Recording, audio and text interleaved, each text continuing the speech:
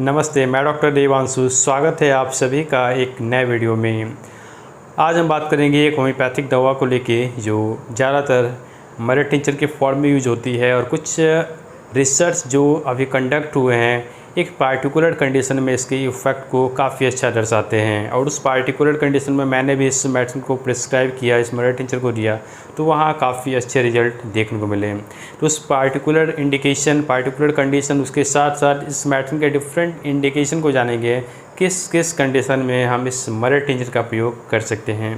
तो आज हम बात करने वाले हैं जिंको बाइलोबा, जो कि एक काफ़ी इफ़ेक्टिव मेडिसिन है। तो इसके डिफरेंट हम कंडीशन, डिफरेंट इसके गुणकारी, इसके इफ़ेक्ट को हम जानेंगे इस वीडियो के माध्यम से। तो वीडियो काफ़ी खास होने वाला है, इस वीडियो को आप अंत तक जरूर देखें। और अगर आप पहली बार इस चैनल पर आए तो इस चैनल को प्लीज़ सब्सक्राइब कर लें और बेल आइकन क्लिक ज़रूर करें ताकि जो भी फर्दर वीडियो अपलोड हो उसकी नोटिफिकेशन आपको मिलती रहे। तो चलिए आज के इस स्पेशल वीडियो को स्टार्ट करते हैं। सबसे पहले बेसिक जानकारी, बेसिक आइडिया इस मेडिसिन को लेके। जिंको बाइलोबा जिसकी उपज ये प्लांट ज़्यादा देखने को मिलता है America, South Africa, China and Germany and Japan, इन जगहों पे ये प्लांट ज़्यादा देखने को मिलते हैं। बेसिकली जब भी आप किसी एक मेडिसिन को उठाएंगे, चाहे वो एक सिंपल सा एक कैलेंडुला मरे टिंचर है, तो हर एक का जो सोर्स होता है उस सोर्स के अंदर कुछ ऐसे एल्कलॉइडल प्रॉपर्टी होते हैं, कुछ ऐसे कंपोनेंट होते हैं जिसके कारण उसके गुड इफ़ेक्ट देखने को मिलते हैं।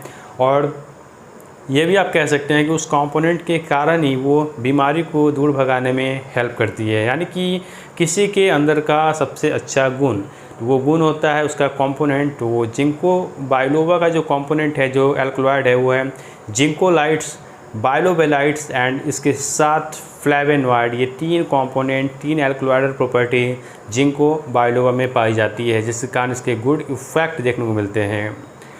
अब डायरेक्ट हम आते हैं इंडिकेशन पे। तो सबसे पहला ही इसका इंडिकेशन है इम्प्रूविंग पुअर सेरेब्रल सर्कुलेशन। यानी कि सेरेब्रल में अगर सर्कुलेशन प्रॉपर रूप से नहीं हो रहा है, सेरेब्रल पार्ट में जो कि ब्रेन का पार्ट है उसमें अगर सर्कुलेशन प्रॉपर नहीं हो रहा है, ब्लड का फ्लो वहाँ सही से नहीं हो रहा है, तो वैसे कंडीशन में आप जिंको बाइलोबा का प्रयोग कर सकते हैं। इनसफिशिएंट ब्लड फ्लो में आप इसका प्रयोग कर सकते हैं, जो कि सेरेब्रल एक पार्ट है, ब्रेन का एक पार्ट है, उसमें अगर फ्लो सही से नहीं हो रहा है। Improve the memory and concentration. ये काफ़ी इंपॉर्टेंट पॉइंट है कि मेमोरी एंड कंसंट्रेशन को इम्प्रूव करने में इसके काफ़ी अच्छे इफ़ेक्ट देखने को मिलते हैं।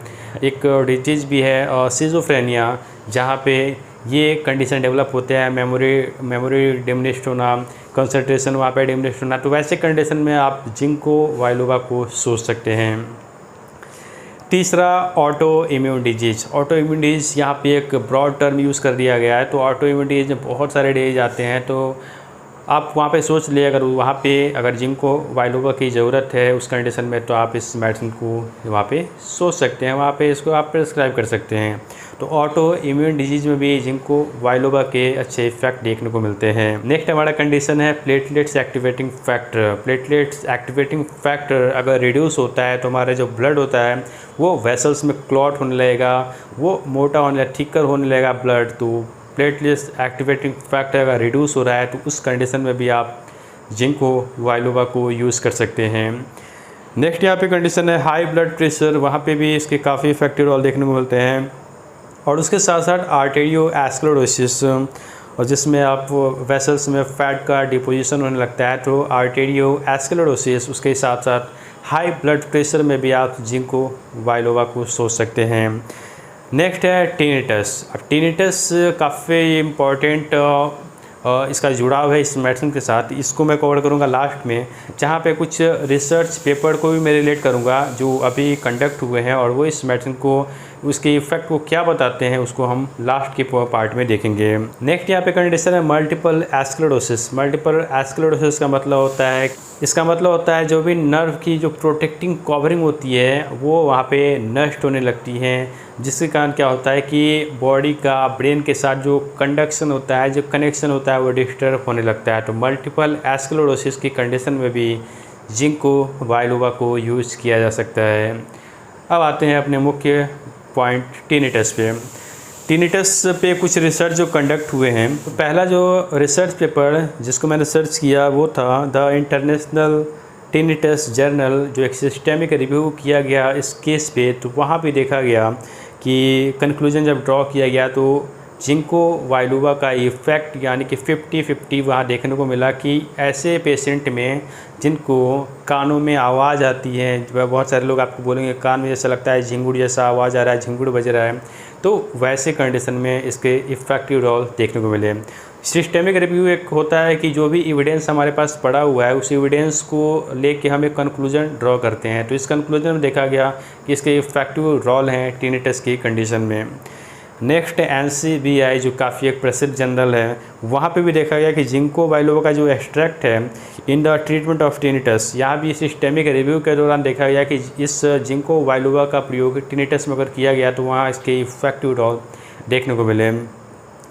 नेक्स्ट एक पेपर है clinical randomised trial study of hearing aids effectiveness in association with ginkgo biloba extract of tinnitus improvement, यानी कि हियरिंग इम्पेयरमेंट उसके साथ साथ टिनिटस की कंडीशन में इसके काफ़ी इफ़ेक्टिव रोल देखने को मिले। ये 3 रिसर्च पेपर भी और बहुत सारे रिसर्च पेपर भी ये वेरीफाई करते हैं कि टिनिटस की कंडीशन में जिंको बाइलोवा का काफ़ी इफ़ेक्टिव रोल देखने को मिलता है। तो मैंने भी टिनिटस की कंडीशन में एक पेशेंट को दिया था, तो वहाँ मुझे इसके काफ़ी पॉजिटिव वहाँ पे आउटकम मिला। और एक केस जहाँ पे ये गड़बड़ भी साबित हुआ, पेशेंट को प्रॉब्लम था सर्वाइकल स्पॉन्डिलाइटिस का और उसके साथ साथ पेशेंट को एब्डोमिनल कंप्लेन भी थे, पेट से रिलेटेड समस्याएं थी। उसमें मैंने इस मरेटिंजर को दिया था तो पेट की समस्या कुछ ज़्यादा ही बढ़ गई। तो वहाँ जब इस मेडिसिन को स्टॉप किया गया तो जो भी पेट में क्रैम्प होना, उसके साथ स्टूल लगना, ये सारे जो सिम्टम थे वहाँ पे बंद हो गए। तो जब आप इसको सर्च करेंगे तो जिंको बाइलोवा का कहीं ना कहीं एक इफ़ेक्ट आपके GIT ट्रैक्ट पे भी है। तो GIT पे अगर कोई पेशेंट जिनका GI पार्ट ज़्यादा सेंसिटिव है या बोल सकते हैं ओवर सेंसिटिव है, गैस्ट्रो इंटेस्टाइनल ट्रैक्ट, तो उस पर्सन को आप इस मेडिसिन को सोच समझ के दें, या अगर दे भी तो अपनी निगरानी में रखें कि अगर कुछ भी ऐसा कुछ सिम्टम अगर देखने को मिलता है तो आपसे तुरंत वो संपर्क करें। तो टिनिटस में आप इस मेडिसिन को यूज़ कर सकते हैं। मरेटिंचर फॉर्म में ये काफ़ी इफ़ेक्टिव साबित होती है। और यहाँ पे मैं ये सजेस्ट करूँगा कि खुद से लेने से ज़्यादा बेटर है कि किसी आप नज़दीकी होम्योपैथी डॉक्टर से संपर्क करके इस मेडिसिन को लें। तो कैसे उसका डोजिंग रहेगा, कैसे रिपीटिशन रहेगा, वो प्रॉपर आपको वहाँ बताएंगे, और कब इसको स्टॉप करना है वो सारी जानकारी आपको डॉक्टर देंगे। आप मुझसे भी संपर्क कर सकते हैं, नीचे दिए गए सारा डिटेल आपको डिस्क्रिप्शन में मिल जाएगा, वहाँ आप मुझसे संपर्क कर सकते हैं। ये छोटा सा वीडियो जिंको बाइलोवा को लेके, फिर नेक्स्ट वीडियो में कोई अन्य टॉपिक के साथ आपके सामने हाजिर होऊंगा। तब तक के लिए बाय, अपना ध्यान रखें, खुश रहें, स्वस्थ रहें, लाइफ में आगे बढ़ते रहें। जय हिंद, जय भारत।